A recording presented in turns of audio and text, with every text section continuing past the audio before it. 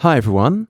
This week we're going to be pausing on introducing new content, and instead we're going to give you guys a chance to have a go at revising some of the concepts that we've had a look at over the past 5 weeks. So this revision exercise here provides a good way to revise concepts such as inheritance, polymorphism, abstract classes, dynamic arrays of pointers, passing pointers as arguments, invoking base member functions, and enumerate types.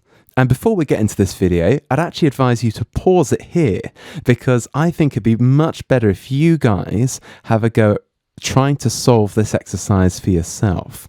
I'm about to walk through it for you, but you're going to get so much more out of it if you have a go at this yourselves. Okay, so why not pause the video here and then have a read through this document, which you can find in Blackboard, and have a go at it yourself, because that will test whether you understand these concepts or not. So as I say, why not pause the video here, read through the document, and give the exercise a go. And then if you get stuck, you can return back to this video, find the place where you got stuck at, and then that will help you to complete the exercise. Okay, so give it a go first, and if you get stuck, come back and watch the rest of this video. All right, so I'll just pause here for a few moments for you to pause the video yourself and go and give it a go. Okay, so now, this section of the video onwards, I'm going to walk through how to have a go at this exercise. So if you were to read through this document here, you would see the outline of the classes given, the descriptions of the methods and what they should do, and also the data members as well. And each step builds on the previous. So if you have a go at the steps in order, that should build up the program as it's specified here in the descriptions. So why don't we make a start by having a go at implementing the first class hierarchy, which is here. And notice here that we've got an abstract parent class here called magic that then has children classes that will inherit from this abstract class and also implement the display function here, which will be a virtual abstract function, so it has no implementation. Instead, it's overridden in the children so that it can then provide the implementation. Remember that we can't make objects of abstract classes. So if we declare this abstract, which we're about to do, using a pure virtual abstract function, by making display abstract, that makes the class abstract, meaning that we can't instantiate it, but instead we instantiate the children of it. Okay, so let's give this a go. Let's set up the magic abstract class. So I need to go to the project tab, add class, and let's say magic there. And let's have a look at the class implementation. So we've got a magic constructor. We've also got the destructor given to us. That's with a tilde, by the way. Let's not worry too much about implementing destructor at this stage. We're actually going to look at memory management and deleting objects in a couple of weeks' time. So we'll cover that then. But for now, let's just focus on the constructors. And for this particular class, as it's going to be an abstract class, as we're not going to be instantiating this class, we don't really need to worry about anything in this constructor. So we could really just leave it empty, or just not define it at all. We could just have a implicit constructor, which of course is never going to be called because we're never going to create a object of the class. Right, so really what we need to do then is focus on creating this function display, and we're going to make it a virtual function. And also, we're going to assign it 0, thus making it abstract, meaning that there's going to be no implementation. We're not going to specify any braces, and instead we're going to assign it 0, so that the inference is that the compiler treats this class as abstract. Okay, in other languages, you can explicitly state that it's an abstract class or an abstract function, like you can in Java. But here in C++, we can make the implementation, make the actual function equal to 0, so that it can't be implemented, and therefore only the children be able to implement this function. Right, so that actually, we've got no data members, of course. That really should be all we need to do for this magic class. So let's focus on setting up the children. So they should be fairly similar. I think they've just got unique data members, such as here the spell class will inherit from magic. It basically inherits the display function to then override it. So let's set up the private interface. Let's just check here. Yeah, we've got a padlock there. That means it's private. So we're going to want to say words there for this particular spell class. And I think I need to also include IOStream, so we get access to the string library. It's located in here, and as we're actually, I tell you what, as we're going to be printing out, tell you what, let's actually move this into the magic class, because we're going to be having to print out for all the other children, so we might as well write it once so that it can be inherited for all the other classes. There we go. All right, so that's should have solved that. And now let's set up the, what have we got? We've got the spell constructor, which takes in the parameter words, and I assume that just assigns it to the data member. So let's say that. I'm going to be filling in the implementation here in the header files, but of course, do fill them in on the CPP files if you want to stick to the typical convention. I'm only doing it this way to save on space, so please don't feel that you have to do it this way. It's just so that we make sure that we can fit everything onto one file, and so that we don't have to keep going back and forth from lots of different files. So what's happening here? Inaccessible due to its location. Okay, so that's probably because we need to declare this in the public interface. There we go. Sorry, I missed that earlier. Let's add that in. There we go. That should resolve that now. So yes, it can now access the parents constructor. Sorry, I was so focused on the making it abstract, I forgot to put it in the public interface. So there we go. That's that now amended. Let's now override it with the display function. And here, what are we doing? We just want to, I think, actually, if we scroll down and have a look at the description, which is on the page below this, let's see here. We just want to output the text spell words followed by the words on a new line. So, let's say here, out spell words, and then concatenate it with the words data member, and then just have a new line. Okay, that should be all we need to do for that. So now let's go back to the first diagram, the first hierarchy, the magic inventory. And I think we've done all we need to do for this particular class. So let's move on to another child. Let's make the transformation class here. Let's say transformation. And as the base class again, let's say magic. All right. And we should be doing a very similar format here. We've got a private data member, which is unique to the child. A creature name by the looks of it, and we want to create a child constructor called transformation, and that again just assigns the parameter to the data member. So let's do that. This creature equals creature.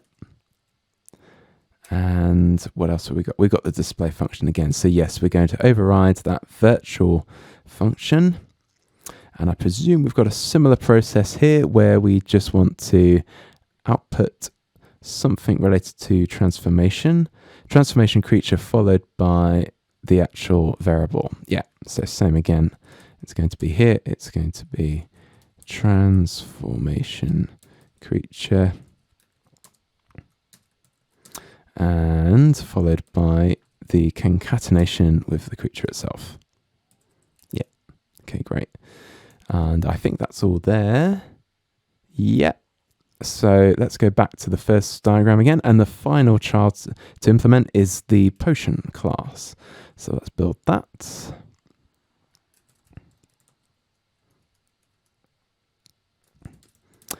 Magic again as the base class. And I think we've got a very similar format once again. We've got the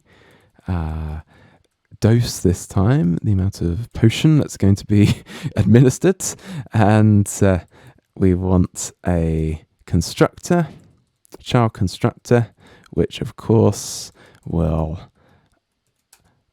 copy the parameter into the value of the parameter into the data member.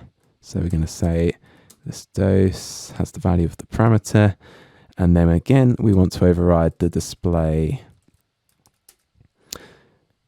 virtual function. So we want to, I presume we're going to, let's just check the instructions again. We're going to be wanting to do something very similar here, I'm sure, where we output potion dose, and then of course include the variable.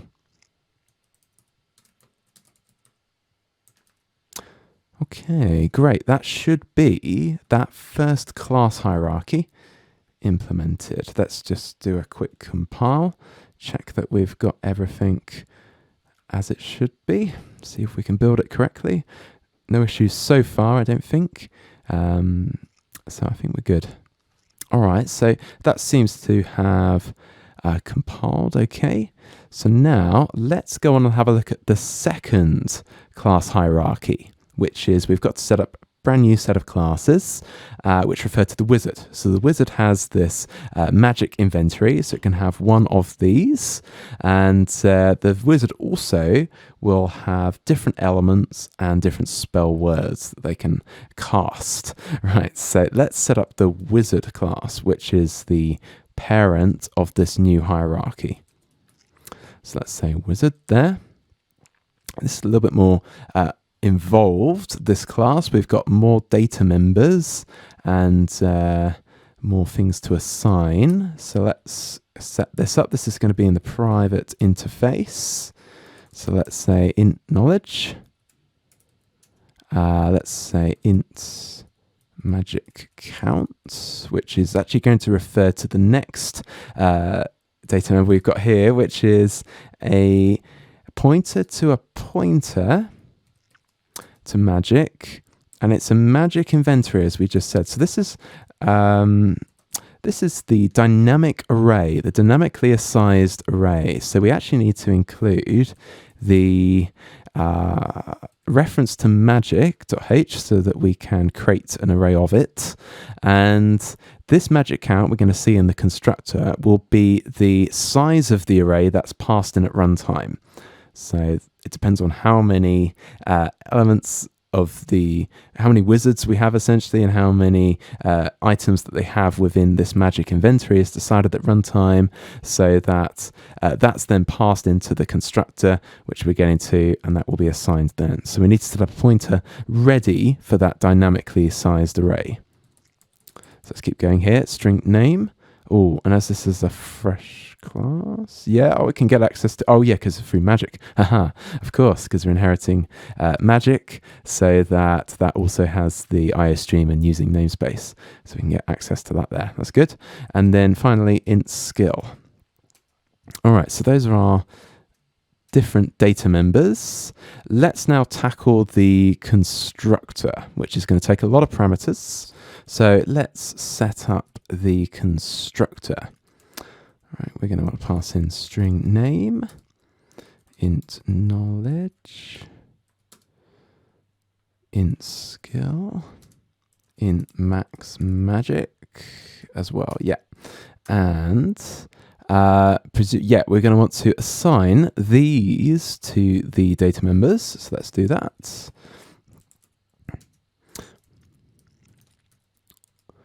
Knowledge. Oh, Need to assign them. Yep. And down here. And what's next? We need the skill. And max magic. Oh yes, sorry. Let's check the description actually for wizard, because yeah, we've got name, knowledge, and skill, and we need to set magic count to 0. So let's do that. Magic count equals 0. That's going to be so that we can keep track of how many magic items are being added to the inventory that we're about to set up. And then if you have a look here, we need to then create the array of max magic elements. All right, that's the max magic we've passed in here. That's referring to the size of that dynamic array that we're about to set up. So let's set that up here. We've got magic inventory. And because it's a pointer to a pointer, we're going to want to create it of magic pointers, and then use that max magic as the size of the array there. All right, so hopefully we've now set up the constructor. Let's go on and have a look at add magic, which is the next in the member functions. So it's of void type and it's add magic. Now we want to pass in a pointer of the magic class, and the reference is going to be magic, right? And we want to assign that to an element in the array. And if we start at 0, we started magic count at 0 here, so we want to pass it into the first element of the array the very first time. So we can use magic count as our index. So if we say magic inventory, and then within the indices, if we say magic count, very first time that starts at 0. So therefore the first element, we assign that pointer there, magic.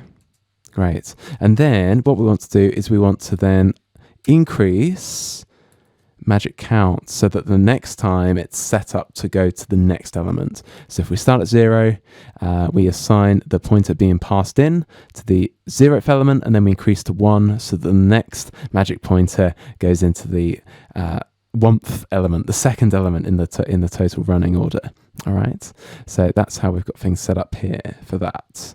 And then finally, we just want to set up a void display function. So let's do that, and let's then have a look. I think we're going to have to print out most of those data members. So let's have a look here. Yeah, we're going to want to print out the data members and then iterate through the magic inventory array, invoking the magic's display member function. Right, so let's print out the name first of all. Say that here. And then, oops, we want to then say knowledge.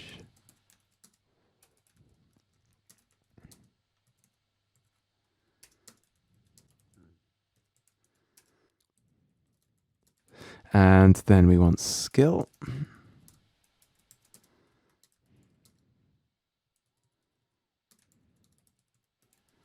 Great, those are the data members there. And then we want to iterate through the array. So let's set up a for loop. Now we've not got access to the array size, max magic, because that was passed into the constructor. So that only exists for the duration of the constructor when it's called first time.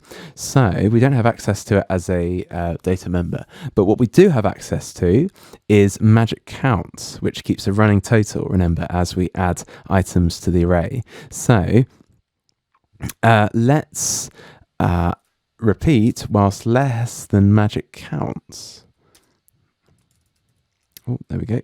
And then there's increment I. So we go to the next one. Great. And then we should just be able to say magic inventory and then point towards the display member function. Okay, great. So that should then fulfill this criteria. And looking ahead, because I know that we're going to want to call this display function from the children classes, Elementalist and SpellsWords, because they're also going to override and call this display member function here, might be a good idea to make this virtual. And indeed, I think that's also described in the steps below, if you're following the steps, that is. If you're actually doing this as you've been reading the words, I'm trying to do this as efficiently as possible. So I'm going only on the descriptions, all right? But I think that is further down in the exercise here that you'll find, all right? So I'm pretty sure we've got to make this virtual. So I'm writing it here in advance so that I know it's coming. All right, so that should now hopefully complete our wizard parent class. So next, we've got to go on to Elementalist. And let's set up the class for that. And we also want to inherit from wizard. So let's set that up. And here, we've got to create a enumerate type. Now, this enumerate type is actually given to us further down. So we're just referring to the steps. Let's make use of them now. And let's copy it from here. And we want to place this within the public interface. We want public access to it. But we want to then create a private data member of this enumerate type, which is seen if we go up to the class diagram. And let's just zoom in here so that we can see it a bit clearer. Notice here at the top, we see the padlock there, referring to the private interface of T elements. Yeah, so let's create that in the private interface, which is, now that we've publicly declared it, specified the categories of this enumerate type, we can say T elements and then specialism. That's the variable of the enumerate type that we want to create. And then, because we're going to refer to this, this variable within the member functions, we want to then start another public interface. And it's really important because that we do this in this order, because otherwise if we were to start referring to specialism in this public interface before we've declared it, and likewise we can't declare this variable before we actually define the enumerate type, this is why we've got it in this order. Okay, so it's really important that you follow through on the order of declaration and then referring to it. All right, will make sense in a moment. Let's create the constructor of Elementalist. So let's say here, Elementalist. And we're passing in, do these look familiar? These different attributes. These should be familiar because they are part of the wizard, the parent class, aren't they? Knowledge, name, skill, magic count, etc. So does that tell us something? Hopefully you remember we need to pass that to the parent. So we need to invoke the parent's constructor here. And we've got max magic as well, haven't we? Yeah, max magic. We've got a lot of parameters, so let's just reorder this a little bit. So let's now call the wizard constructor in part of the member initializer, that list there. Remember, we can have an explicit call to the parent's constructor and then pass it those attributes, which are name, knowledge, skill, and max magic. Name, knowledge, skill, max magic. Okay, that'll go straight to the parents. Oh, did I get that way around? Skill. No, that should be the right way around. Oh, there we go. Yeah, sorry, it's just a bit of a delayed compilation. And therefore, oh, is there another one we got? Oh, yes, T elements. Yes. Now we need to add that into the parameter list as well, don't we? T elements, that's the specialism.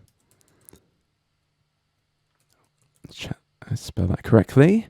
And we want to assign that to this, the private data member. We want to say this specialism equals the parameter specialism. There we go. Okay, so that should be what we need to do for that. And display as well. Yes, let's come to that. So let's say void display. And I think we need to call the parents display because that prints out and indeed has the data members itself. So we probably need to call this. So we need to have an explicit call to the wizards display. Oops, too many Zs. Remember, we do that through the scope resolution operator.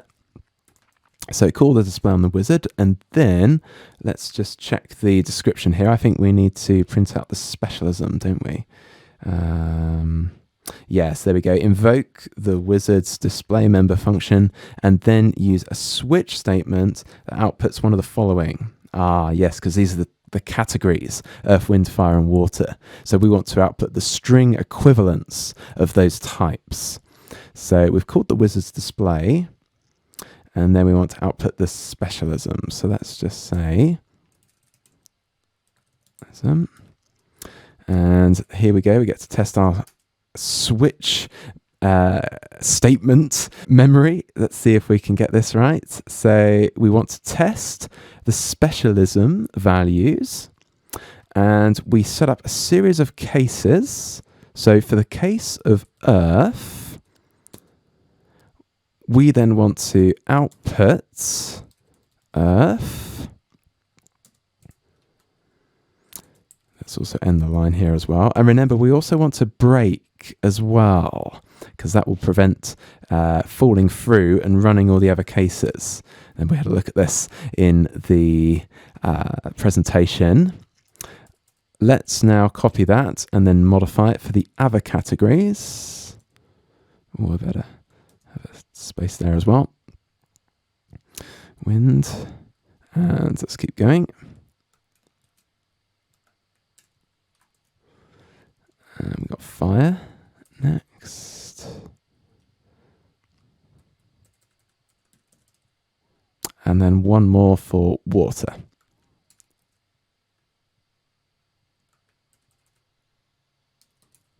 Okay.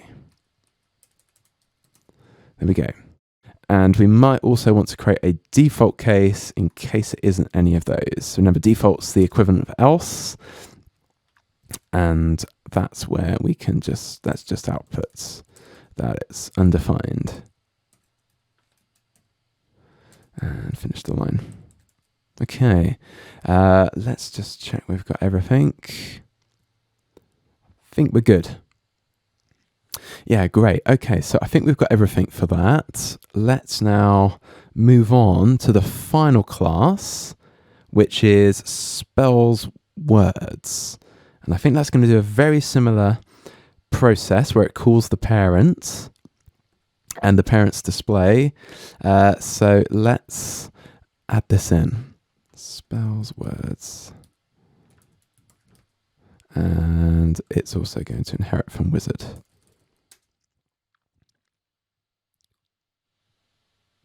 Great. Okay, so we got a private data member here as well. So let's create that, which is unique to this child class, which is weapon.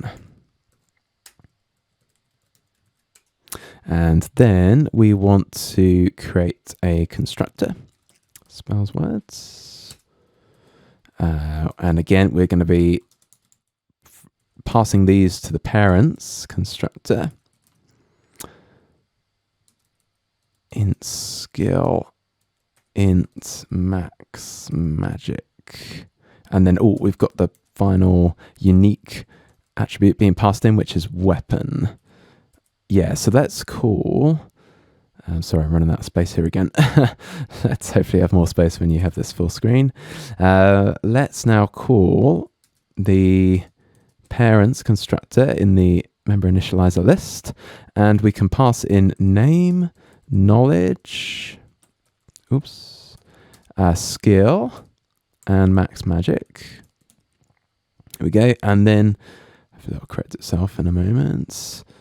And then, there we go, and then we want to then assign the unique variable, which is weapon, to our data member called weapon. Great. And then we need a display function again, which is going to have an explicit call to the wizard's display function, because we want to see all this information that we've passed in and assigned to the data members here. And then we want to print out the specialist weapon as well. So that's cool. Wizards display function. Okay, and we then want to print out the spell word weapon. Yeah. Okay. So has it got a particular prefix? Let's just check this. Spell words, wizard display. I'll put it says weapon. Okay. Okay. Yeah. Let's just say weapon then. See out weapon.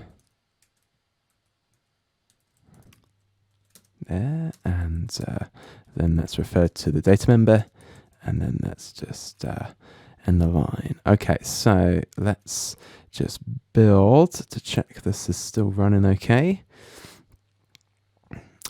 Looks good so far, no issues reported, so I think we should have reached the end of those two class hierarchies. Remember, we had at the top we had the magic class, which was abstract, which we couldn't instantiate an object of. Instead, we have to instantiate objects of the children, which are spell, transformation, and potion.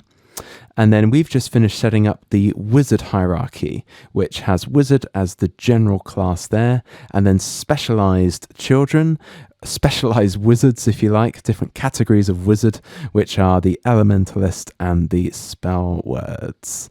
All right, so this should have, admittedly, I've gone through this quite fast, so hopefully it's all okay. But if you want to take a slower approach, we've got more guided notes here in the steps. So I've took the efficient route to try to do it as fast as possible, but just for the purposes of this video, of course.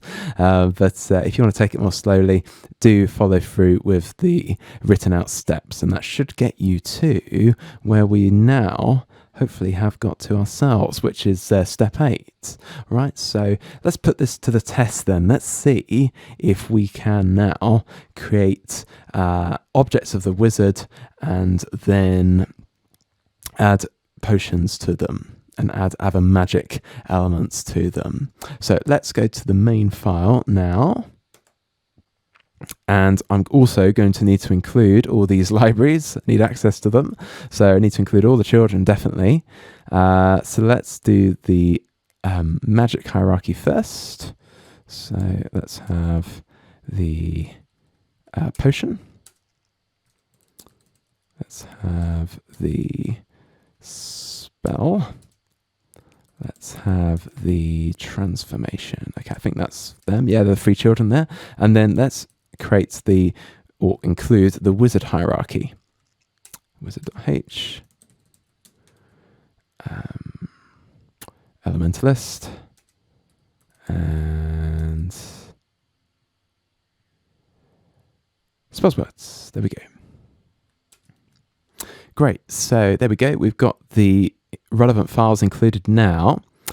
If we go back to the main function, we've also been provided some code here which creates the instances of the wizard and adds them to the array. So we can actually, should be able to just copy that straight in. There we go. We've got one Elementalist object and one SpellsWords object with the relevant information there being passed in. And there we go. And we've also got a separate block of statements for their magic inventories. So again, should be able to copy that straight in. Oh, let's just have a look here. What's going on? So transformation is not allowed.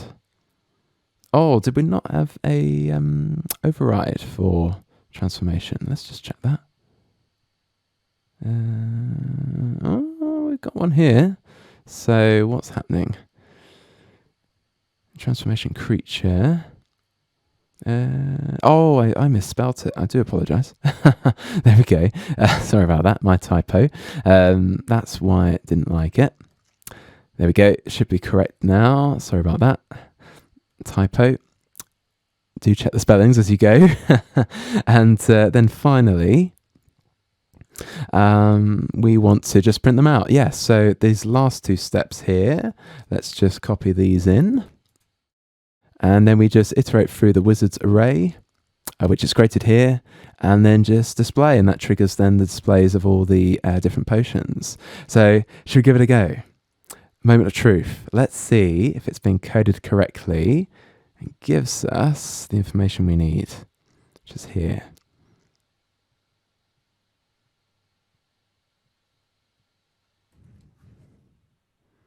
Okay, let's have a look. So, right, we've got Fred 80, skill 20, potion dose 50, cat fire. Oh, actually, I just made a minor mistake there. Best to put that on the same line, so we don't need a line break there. Put the line break at the end. Just continue on the same line there. But that's just a minor formatting issue. We've got the right information, which is good. And then for the next wizard, we've got John 60, 50, 30, abracadabra, bird. Yeah, brilliant. Okay, so we've done it. Hooray, we've got the correct information displayed. So there's quite a lot of different moving parts there, quite a lot of things that could go wrong. So just make sure, go back and doubly make sure that you've got things spelt correctly, that you're using virtual functions in the right place, that data's being passed through correctly. And if you hit any walls, if you weren't sure how to write a particular concept, why not go back to the previous presentations and look up that particular concept so that you can understand it more deeply, and then have a go at some smaller exercises, or maybe come back to this exercise and finish it off. Okay, just so you develop your understanding of that particular concept which you're not sure about. Okay, so hopefully this is quite a good revision exercise. Hopefully this was helpful as well, walking it through, and give it a go if you haven't already finished it. And if you got it right first time, well done. You've mastered those concepts. That's good. If not, no problem. Keep reviewing this video, keep going back to previous presentations and looking up and developing those particular concepts that you weren't sure about. Great, so that brings this video to a close. Next week, we'll be having a look at function pointers and templates. So I'll see you in the next video.